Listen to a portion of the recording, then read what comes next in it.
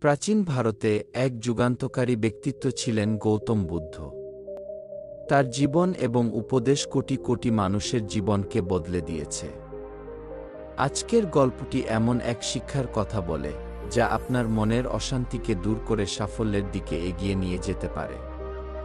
আসুন এই গল্পের মাধ্যমে জানি কিভাবে ধৈর্য, সহানুভূতি এবং আত্মবিশ্বাস আমাদের জীবনের প্রতিটি সমস্যার সমাধান করতে পারে।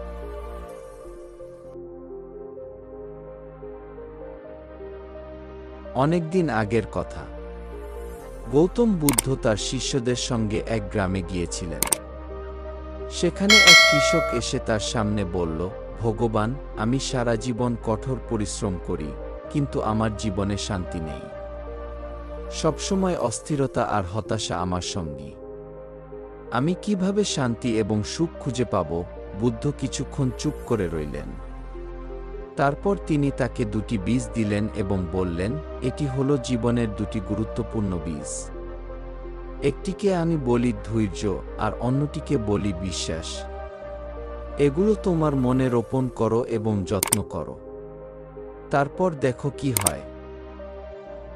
কৃষক প্রথম বীজটি রোপণ করলেন এবং প্রতিদিন জল দিয়ে তা যত্ন করতে লাগলেন।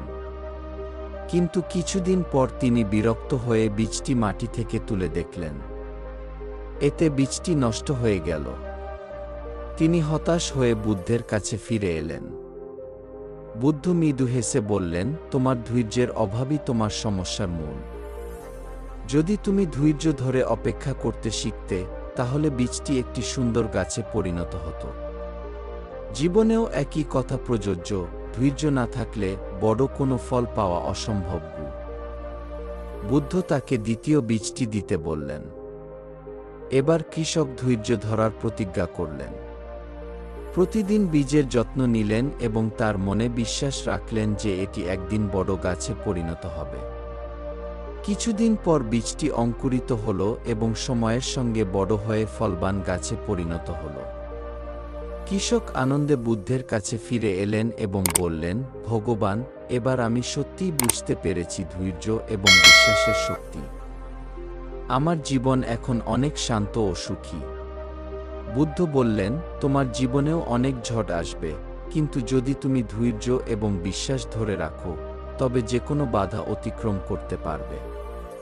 গৌতম বুদ্ধের এই গল্প আমাদের শেখায়, জীবনের যে কোনো চ্যালেঞ্জের সামনে ধৈর্য এবং বিশ্বাস অপরিহার্য। এটি কেবল শান্তি নয়, সাফল্যের পথেও আমাদের এগিয়ে নিয়ে যায়।